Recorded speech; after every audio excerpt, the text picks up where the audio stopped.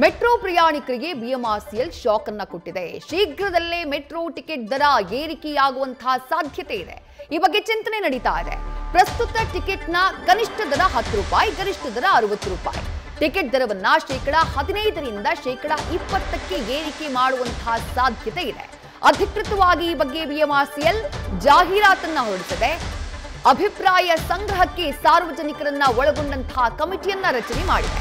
2017ರ ನಂತರ ಇದೀಗ ಮೆಟ್ರೋ ದರ ಏರಿಕೆಗೆ ತೀರ್ಮಾನ ಆಗಿರೋದು.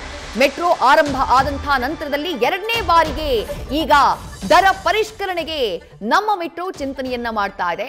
ಕನಿಷ್ಠ ದರ ಪ್ರಸ್ತುತ ಇರುವುದು 10 ರೂಪಾಯಿ, ಗರಿಷ್ಠ ದರ 60 ರೂಪಾಯಿ ಇದೆ. ಆದರೆ ಮುಂದಿನ ದಿನಗಳಲ್ಲಿ 15% ದರವನ್ನ ಏರಿಕೆ ಮಾಡುವ ಬಗ್ಗೆ ಚಿಂತನೆ ನಡೀತಾ ಇದೆ ಅನ್ನುವಂತ ಮಾಹಿತಿ. ಹೊಸ ಮಾರ್ಗಗಳು ಬರ್ತಾ ಇದ್ದಾವೆ. ಹಾಗಾಗಿ ದರವನ್ನ ಏರಿಕೆ ಮಾಡೋಣ ಅನ್ನುವಂತಹ ಪ್ರಸ್ತಾವನೆಯನ್ನ ಇಡಲಾಗಿದೆ. ಬಿಎಂಆರ್ಸಿಎಲ್ ಈ ಬಗ್ಗೆ ಪ್ರಕಟಣೆಯನ್ನ ಹೊರಡಿಸಿ ನೇರವಾಗಿ ಸಾರ್ವಜನಿಕರಿಂದ ಸಲಹೆ ಸೂಚನೆಯನ್ನ ಕೇಳಿದೆ.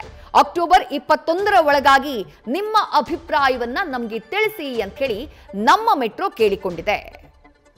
2011ರಲ್ಲಿ ಬೆಂಗಳೂರಲ್ಲಿ ನಮ್ಮ ಮೆಟ್ರೋ ಕಾರ್ಯಾಚರಣೆಯನ್ನ ಆರಂಭ ಮಾಡಿದ್ದು. ಅದಾದ ನಂತರ 2017ರಲ್ಲಿ ಒಂದು ಬಾರಿ ದರವನ್ನ ಏರಿಕೆ ಮಾಡಲಾಗಿತ್ತು, ಮೆಟ್ರೋ ಪ್ರಯಾಣ ದರವನ್ನ. ಈಗ ಮತ್ತೊಮ್ಮೆ ದರ ಏರಿಕೆಗೆ ಚಿಂತನೆ ನಡೆಸಲಾಗ್ತಾ ಇದೆ. ನ್ಯೂಸ್ ಫಸ್ಟ್ ನಿರ್ಭೀತಿಯಿಂದ ನಿಮ್ಮ ಪರವಾಗಿ.